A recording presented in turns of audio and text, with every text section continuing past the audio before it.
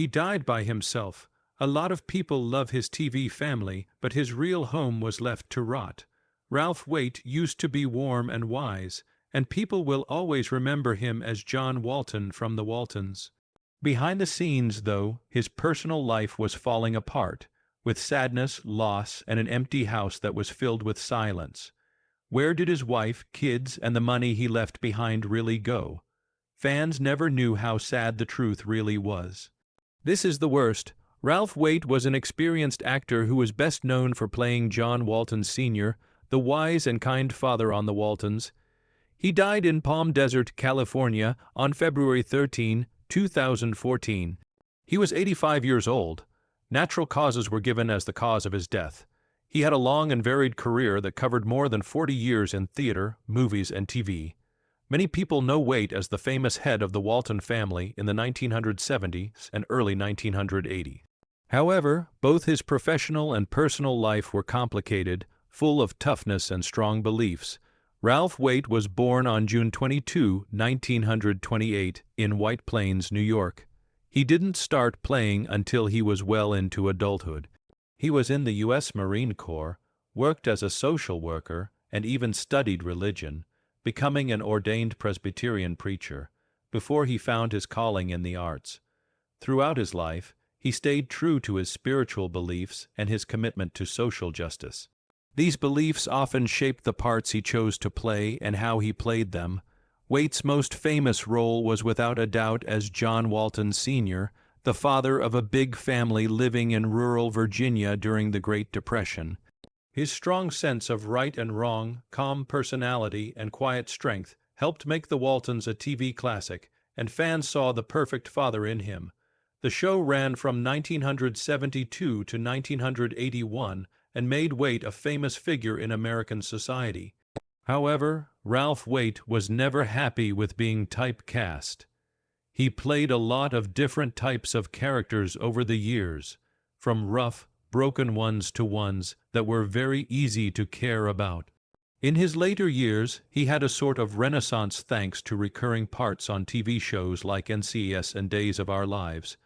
Jack Gibbs, the father of Mark Harmon's character Leroy Jethro Gibbs, was played by him on NCIS. The emotional complexity of the show was increased by his appearances, and his character often reflected Gibbs' own problems and helped him through tough times like a father. Waite made his last episode on NCIS not long before he died. The show recognized him in a very special way because they knew how much he meant to the cast, crew, and fans. Honor Thy Father, the title of the season 11 end of NCIS, was a tribute to Ralph Waite. The title itself was a touching reference to the part he played on and off screen. He was like a father figure to Gibbs and to generations of fans. Fans were given a quiet and respectful send-off in this episode, which quietly reflected real life grief while staying true to the show's tone of telling stories. It was more than just a line in the credits. It was a way of recognizing how much emotional and real weight each act had. Away from the screen, Waite was known as a guy with strong morals. During the 1990s, he ran 3 times for Congress in California as a Democrat.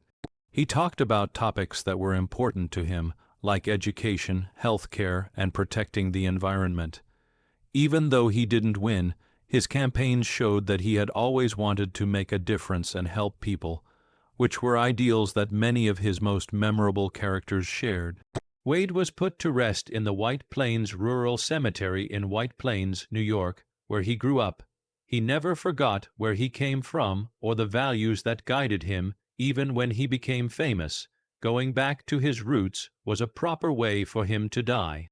His grave is in a small, quiet graveyard. It is a peaceful place for someone who was often strong in a quiet way to rest. Not many people know this. Ralph Waite had a life full of both professional and deeply personal successes and losses that shaped who he was on and off the screen. Beyond the praise and applause, Waite's story of love, loss, and faith shows a man who is deep, vulnerable, and incredibly strong on the inside. In his lifetime, Waite was married 3 times, but 2 of those marriages ended in divorce. The most important to him was his first marriage to Beverly Hall. They had 3 daughters together, and Ralph's family life gave him a sense of stability while he was pursuing his early job goals and working in social services and ministry. However, a terrible loss changed that part of his life forever. There was a girl named Sharon Waite who died of leukemia when she was 9 years old. He was deeply affected by her death, which sent shock waves through his emotions and faith. Losing a child breaks your heart in a way that changes every part of you. Ralph Waite's life changed after this tragedy. He used to be a licensed Presbyterian preacher, but Sharon's death made him lose faith in his faith. Waite left organized religion because he couldn't figure out how to balance his sadness with the beliefs he had once taught. That mental separation would last for almost 50 years. Many of Waite's acting roles were also affected by the death of Sharon. People could tell that he was more than just a good dad. The kindness, the safety, and the sadness just below the surface, in more ways than one. It was character, building event based on real life. For example, the role of John Walton Sr. that he played wasn't just that of a made-up dad. It was an emotional performance by a man who had known both the great things about being a parent and the terrible things that come with it. After his first divorce, Waite got married again. His second marriage also ended in divorce, but he stayed a loving part of his family's life. By getting married, he also became a dad to several kids, including Liam Waite, who would become an actor like Ralph. Liam's career in movies and TV shows was a quiet but meaningful reflection of Ralph's guidance and impact. Ralph loved Liam even though he wasn't his actual child. This showed again how naturally inclined he was to care for and guide his children as a father. Ralph Waite found his way back to faith in his later years, ending a spiritual journey that had been going on for decades but had not been finished. He went 50 years without going to church, but in 2010 he went back and became an involved member of the Spirit of the Desert Presbyterian Fellowship in Palm Desert, California. It wasn't a sudden comeback. He slowly and carefully got back into something he used to love, but had trouble holding on to after tragedy. Waite did more than just sit in the seats at Spirit of the Desert. He took an active role and found peace in a community that was happy to have him. He came back not because of the theory or dogma, but because of the community, the kindness, and the time to think. This return to faith in his later years gave him a sense of closure and let him get in touch with the spiritual side of himself that had been so strong when he was young and in his early 20s. Ralph Waite found peace and solitude in the quiet desert oasis of Palm Desert, California, in the last part of his life. Palm Desert, which is in the Coachella Valley and close to the famous resort city of Palm Springs, gave the experienced actor a peaceful and beautiful place to live. A perfect place to get away for someone whose life had been marked by strong emotional highs and lows, fame and grief. By Hollywood standards, Waite's home in Palm Desert was simple, but it was a perfect reflection of the man himself, simple, warm, and grounded. Waite's home in the desert had a sense of simplicity and introspection that isn't usually linked with celebrities. The property was in the rough but peaceful Southern California desert, with views of palm trees, sunsets over the San Jacinto Mountains, and the kind of quiet that makes you want to rest and think. It was very different from the bright lights of movie sets and TV stages. And that was the whole point. Palm Desert, which is part of the bigger Palm Springs area, has long been a safe place for artists, musicians, writers, and actors who want to get away from the fast-paced life of Los Angeles. People who want to slow down and relearn the rhythm of a quieter life are drawn to the area's wide-open skies, dry climate, and small-town charm. Ralph Waite had lived in Hollywood for decades, where things moved quickly. The desert probably gave him a sense of mental stillness. He could think about his long and eventful career, get back in touch with his faith, and enjoy the comfort of community life without the constant noise of star life here. Let's talk about Ralph Waite's past now. His road to becoming a well-known and loved American actor was said to have been anything but normal. He was born in White Plains, New York, on June 22, 1928. He was the oldest of Ralph H. Waite's 5 children. His father was a building engineer, and his mother was Esther Mitchell Waite. Ralph probably learned early on to be responsible, disciplined, and strong because he was the oldest child in a working-class family. In the decades to come, these traits would come to define both his public and private selves. Waite became a senior at White Plains Senior High School in 1946. He joined the U.S. Marine Corps soon after high school because he was too young to fight in WW2. He served his country from 1946 to 1948. He gained discipline and perspective from the experience, which made him deeply value duty and service. It also taught him the kind of friendship, hardship, and quiet dignity that would later come through so strongly in the roles he played, especially his part as the honest and dependable John Walton Sr. on the Waltons.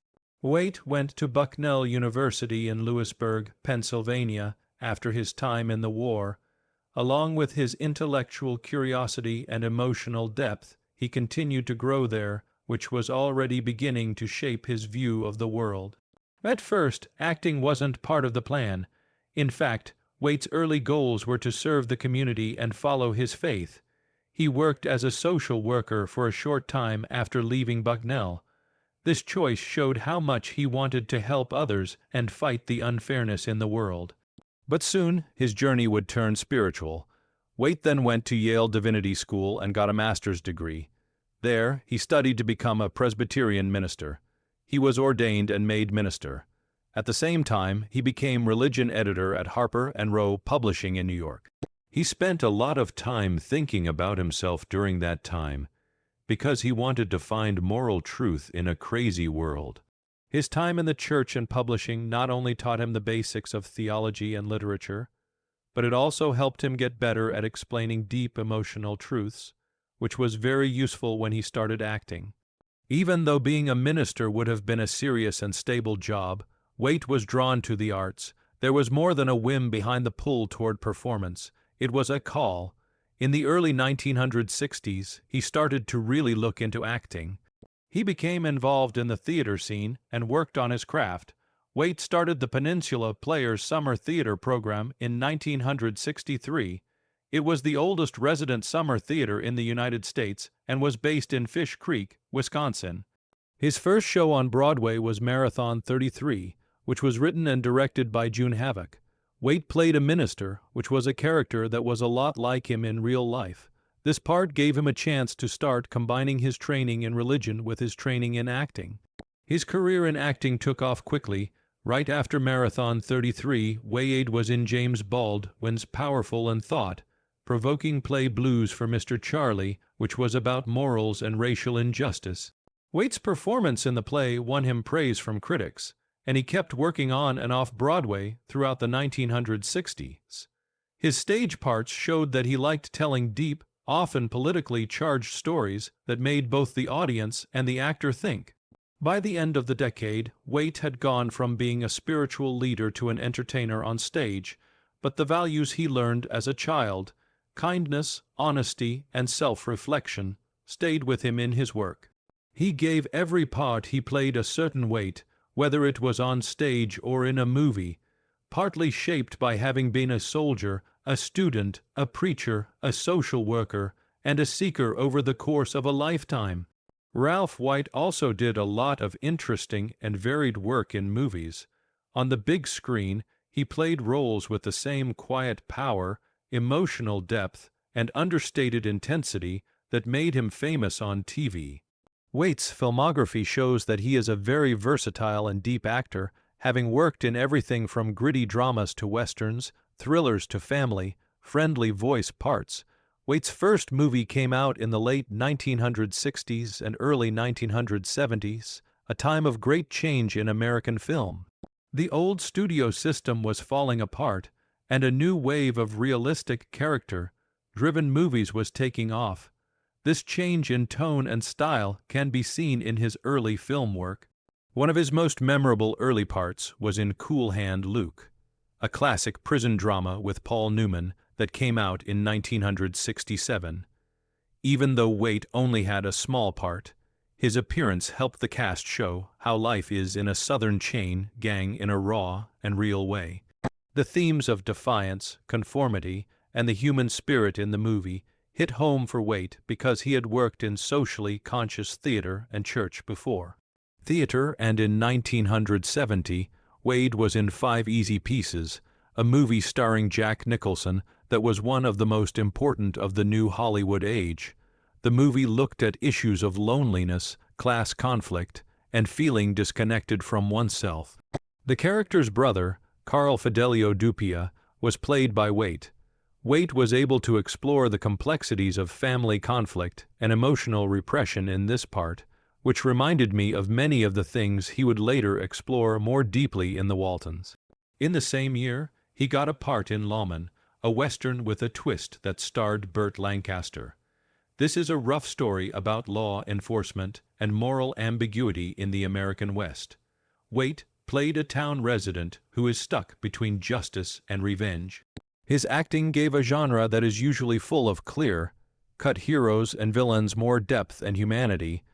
Waite and Dennis Hopper worked together on Kid Blue 1973, a strange Western that was both comedy and a comment on society, while his part in Robert Aldrich's 1971 film The Graham Gang put him in the middle of a story about crime, family loyalty, and a sad love story set during the Great Depression. These movies showed how flexible he was and how dedicated he was to creating complex characters in any setting. Waite was also in the highly charged Western Shadows Land 1972, which starred Charles Bronson. The movie was about race and getting even, and Waite played one of the white Posey members who was after Bronson's half-apache main character. Waite liked stories that showed how flawed traditional power structures were, and this character's journey into moral confusion and ultimate reckoning was a lot like that. In 1973's The Stone Killer, another action-packed movie starring Charles Bronson, Waite held his own against a tough cast in a story about goons from the mafia and bad cops. By the middle of the 1970s, Waite had made a name for himself as a dependable character actor who could give even the most stern characters a sense of reality and depth. In the 1990s, Waite went back to the big screen for smaller but still important parts in well-known movies. Waite played Herb Farmer, the father of Kevin Costner's former Secret Service agent, in the 1992 movie The Bodyguard, which starred Whitney Houston and Kevin Costner. In a supporting role, but his acting made wisdom and concern more emotional, even though it was just a small part. Waite was in Cliffhanger, a high-octane action with Sylvester Stallone that came out in 1993. Waite was cast as Frank, the helicopter pilot, and he brought a steadying presence to the picture. Even though the story was full of action and danger, his character kept things grounded with a calm sense of competence, which is something that comes up a lot in his parts. Waite played a mysterious time traveler in Time Quest, an independent film that not many people know about that came out in 2002. The part was both unique and philosophical. The movie, a hypothetical drama about what might have happened if the Kennedy murder had gone differently, gave Waite a chance to explore themes of fate, destiny, and moral choice. His portrayal of a figure who wasn't limited by time was a poetic look at the themes of consequence and conscience that ran through his whole career. Ralph Waite hit one of the most important and personal points in his long and successful career when he played Will K. D. for the first time in Horton Foote's The Young Man from Atlanta in 1995. The Pulitzer Prize-winning play by the famous Texas writer known for showing complex Southern life and family conflict gave Waite the chance to show how emotionally complex he is and how naturally dramatic he is. These are traits that you can often find in his work, but never with such a raw and fragile intensity as in this play. Houston, the young man from Atlanta, is a quietly devastating story set in the 1950s about denial, loss, generational conflict, and how the American dream is only a dream. Will KD is the main character. He is a 64-year-old salesman who is suddenly forced to quit early. At the same time, he and his wife Lily Dale are still sad about the death of their only son, Bill, who drowned in Florida for unknown reasons that are still not clear to them. Bill's friend from Atlanta is the subject of the play's title. This person casts a shadow over the family and threatens to reveal hidden facts about their son's identity as well as their own deeply held fears and expectations. Waite had spent his whole career playing good, honest men, from John Walton Sr. to different parts on stage and screen. Will KD was a new challenge for him. This man was falling apart from the inside. Will's sense of self-worth is hurt by being turned down for a job and by not being able to fully understand his son. It's getting harder for him to handle how proud and stubborn he is, a man holding on to old ideas of what it means to be a man and be successful while slowly falling apart. Many people liked how quietly coming Waite played K. because it was so honest and full of emotional depth. Having been in the Marines, worked as a social worker and preacher, and been an actor for decades, gave him a natural sense of weight to the part. It was more than just a show. The house was a living representation of sadness, denial, and the painful truth of having a father left behind. Both audiences and reviewers talked about how powerful Waite was on stage. He made Will's falling apart feel even more sad by not adding any melodrama or trickery to it. Ralph Waite was the perfect person to play Horton Foote's characters, who were usually regular people going through crazy mental problems. Foote's lyrical realism went well with the actor's grounded, dignified style. Waite chose to show Will's pain through small signs like his slouched shoulders, shaky voice, and the pause that comes after he leaves off a sentence. Other actors might have gone over the top with Will's breakdown for dramatic effect. There was a lot of subtlety and compassion in the act. Waite's role in The Young Man from Atlanta was more than just a hit at work. It was a success of art on a very personal level. At a point in his career when many actors would have picked easy parts or gone back to typecasting, Waite chose to play one of the most emotionally demanding roles in modern theater. It showed that he was still eager to improve as an artist and that he valued stories that showed all of human emotions. Ralph Waite was a great actor, but he was also a lot more. He cared a lot about his community and worked hard for social justice, public service, and political action. Due to his strong beliefs, he left the entertainment business and entered politics, running 3 times as a Democrat for the U.S. House of Representatives in the 1990s. Even though he lost in the end, Waite's efforts showed how dedicated he was to the values he held dear: fairness, kindness, and honesty. In 1990, Waite ran against Republican candidate Alma Candless in California's 37th Congressional District, which is based in Riverside County. It was his first time getting involved in politics. Even though the area had been mostly Republican for a long time, Waite was a strong candidate. He ran a strong campaign on topics like education, health care, and protecting the environment that he thought the current government was ignoring. Waite tried to connect with people from the working class and middle class who were unhappy with the direction of national politics. He did this by using his fame from the Waltons and his experience as a minister and social worker. Even though he ran an intense campaign and had a lot of support from regular people, Waite lost the election by a very small margin of only 5%. This was a great performance for a first-time candidate in a district that leans Republican. Not giving up, Waite went back to acting while still being politically involved behind the scenes. He never wavered in his support for the Democratic Party and progressive ideas. On October 21, 1991, Waite had the pleasure of introducing Jerry Brown, who was governor of California, at a major event where Brown officially announced his run for the Democratic presidential nomination in 1992. It was a moment that showed how important Waite was becoming, not just in Hollywood, but also in the free political world. In his speech that night, he talked about the need for honest leadership, active citizens, and the guts to speak the truth to power. He thought that Brown's campaign reflected all of these values. Tragedies and chances brought Waite back into the political spotlight in 1998. In January of that year, another entertainer-turned-politician, Sonny Bono, died suddenly in a skiing accident. He was serving California's 44th congressional district, which included Palm Springs and most of the Coachella Valley. To fill the empty spot, a special election was held. Waite, who had already moved to Palm Desert and become well-known in the area, announced that he would be running for president as the Democratic candidate. This time, his opponent was Sonny's widow, Mary Bono, who wanted to carry on her husband's political work.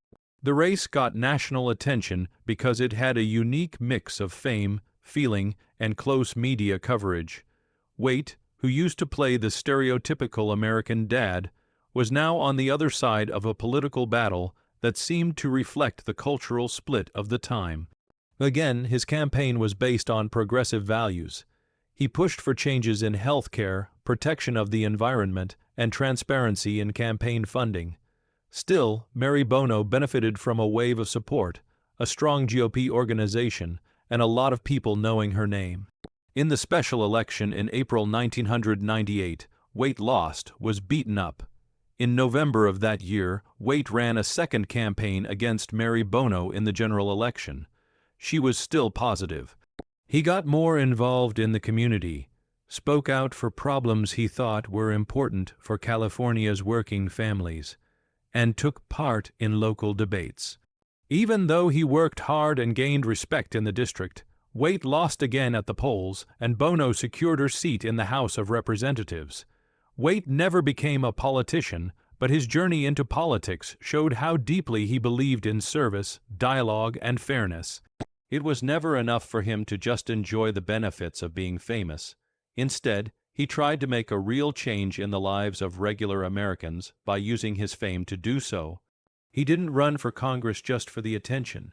He really wanted to help make public policy and promote the principles he had fought for as a minister, an actor, and a concerned citizen. To Ralph Waite, politics wasn't about power. It was about having a reason for being.